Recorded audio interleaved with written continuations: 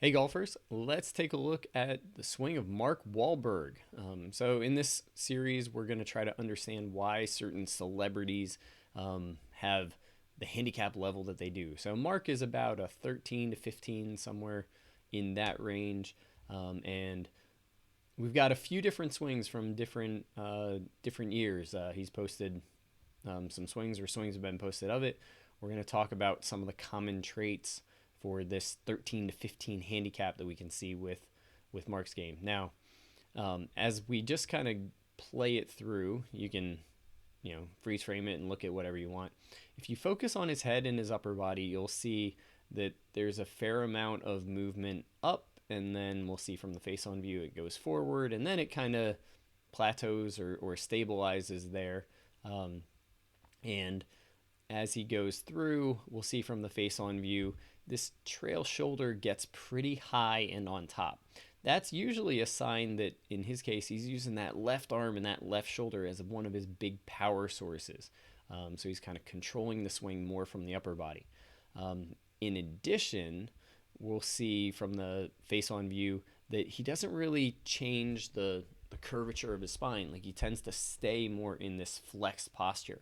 Typically, when you stay in this flexed posture, you're going to have more translation or movement of the head, either side to side or up and down. It's not going to be able to kind of stay in place with that classic keep your head still kind of old school model.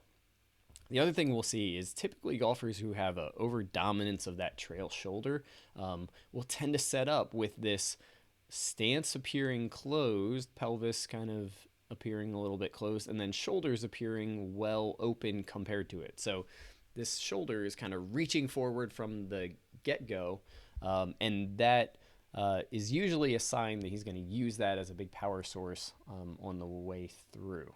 So pull down with the arms and then really let that shoulder go. We'll see it a little bit better from the face on view.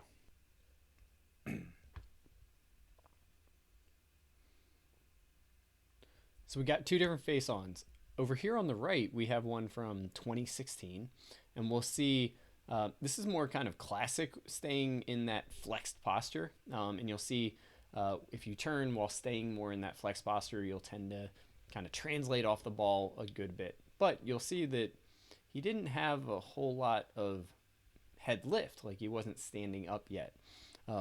So what we'll see over here from a more recent swing, 2018, 2019, something like that, is you'll see that if I draw a line right there compared to his head, you'll see he stays in that flex posture with his rib cage, and then instead of translating, he'll lift up, which is the lead shoulder coming up, not having enough side bend, and typically combined with not enough extension. So he's kind of replaced shifting off the ball to shifting more vertically. Now, I think in general, being more in line with the golf ball has some advantages compared to shifting off the ball. But in general, it's hard to get below that high single digit or close to 10 handicap with either a lot of lateral movement or a lot of vertical movement. So you'll see from the face on view, even though his backswing looked pretty different, if we get into kind of this follow through position, you'll see this kind of crunched look in the upper body.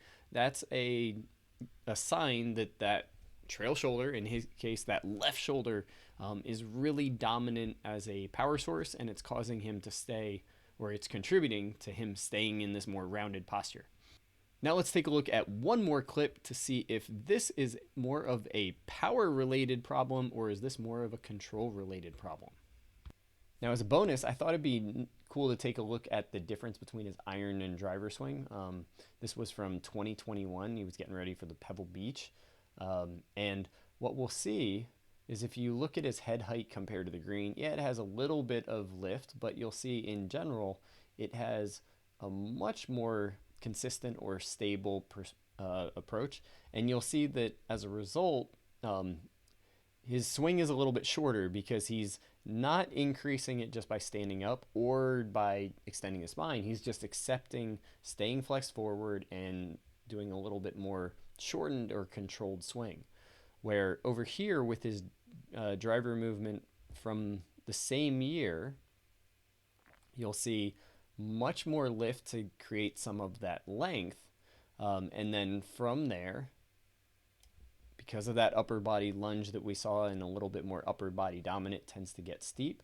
Over here with the iron, you'll see that because he shortened that swing, maintained some of the width, and potentially didn't try to swing as hard, who knows, he was able to get into a much more shallow and probably more predictable or more repeatable um, overall contact and pattern. You can see there's a big difference between this driver swing where presumably he's trying to create more speed and this iron swing where he's going more for precision.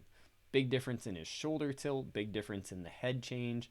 If I were him, I would use this as the template and kind of build some of the driver movements off of that. But overall, he has made some progress over what the internet has shown over the last 6-7 years. But if he wanted to break through into that next tier of performance, we'd have to either stabilize the upper body or help control the over dominance of that trail shoulder. Looks like he can do it a little bit better here with the iron. So if you're trying to understand your matchups, looking at all the different scenarios and different swings can help you see your tendencies even clearer.